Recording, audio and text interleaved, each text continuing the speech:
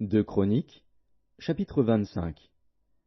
Amathia devint roi à l'âge de 25 ans, et il régna 29 ans à Jérusalem.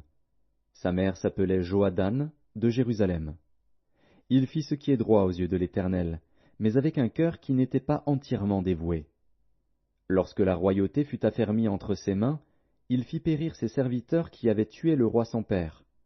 Mais il ne fit pas mourir leur fils, car il agit selon ce qui est écrit dans la loi, dans le livre de Moïse, où l'Éternel donne ce commandement: On ne fera point mourir les pères pour les enfants, et l'on ne fera point mourir les enfants pour les pères, mais on fera mourir chacun pour son péché. Amathia rassembla les hommes de Juda et les plaça d'après les maisons paternelles, les chefs de milliers et les chefs de centaines, pour tout Juda et Benjamin. Il en fit le dénombrement depuis l'âge de 20 ans et au-dessus, et il trouva 300 000 hommes d'élite, en état de porter les armes, maniant la lance et le bouclier. Il prit encore à sa solde dans Israël 100 000 vaillants hommes pour 100 talents d'argent. Un homme de Dieu vint auprès de lui, et dit: Ô roi, qu'une armée d'Israël ne marche point avec toi, car l'Éternel n'est pas avec Israël, avec tous ses fils d'Éphraïm. Si tu vas avec eux, quand même tu ferais au combat des actes de vaillance, Dieu te fera tomber devant l'ennemi, car Dieu a le pouvoir d'aider et de faire tomber. Amathia dit à l'homme de Dieu: Et comment agir à l'égard des 100 talents que j'ai donnés à la troupe d'Israël? L'homme de Dieu répondit: L'Éternel peut te donner bien plus que cela. Alors Amathia sépara la troupe qui lui était venue d'Éphraïm, afin que ces gens retournassent chez eux, mais ils furent très irrités contre Juda, et ils s'en allèrent chez eux avec une ardente colère. Amathia prit courage, et conduisit son peuple. Il alla dans la vallée du sel, et il battit 10 000 hommes des fils de Séhir. Et les fils de Juda en saisirent 10 000 vivants, qu'ils menèrent au sommet d'un rocher, d'où ils les précipitèrent, et tous furent écrasés.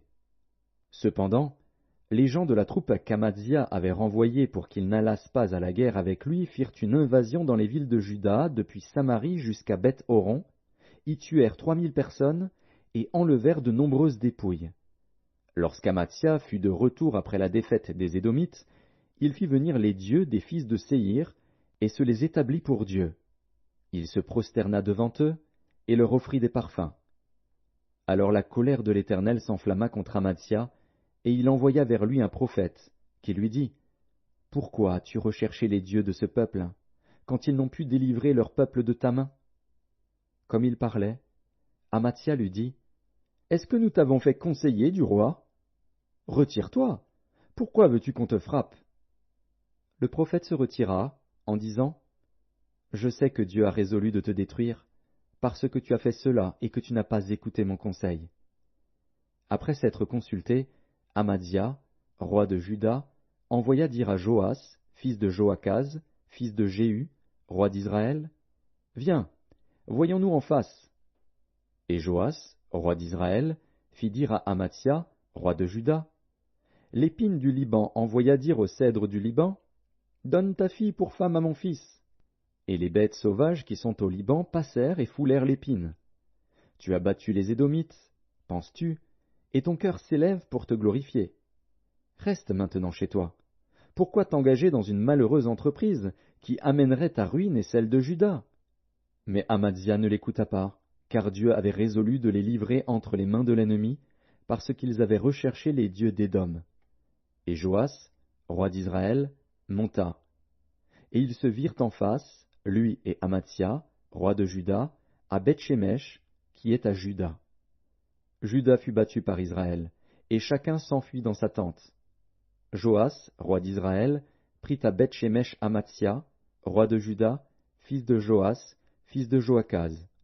Il l'emmena à Jérusalem, et il fit une brèche de 400 coudées dans la muraille de Jérusalem, depuis la porte d'Éphraïm jusqu'à la porte de l'angle.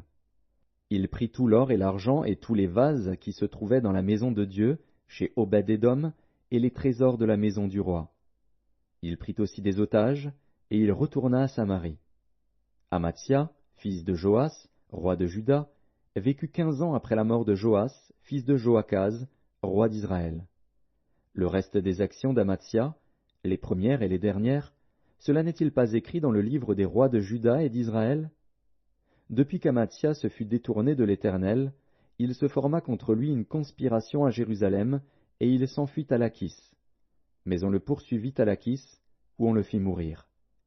On le transporta sur des chevaux, et on l'enterra avec ses pères dans la ville de Juda.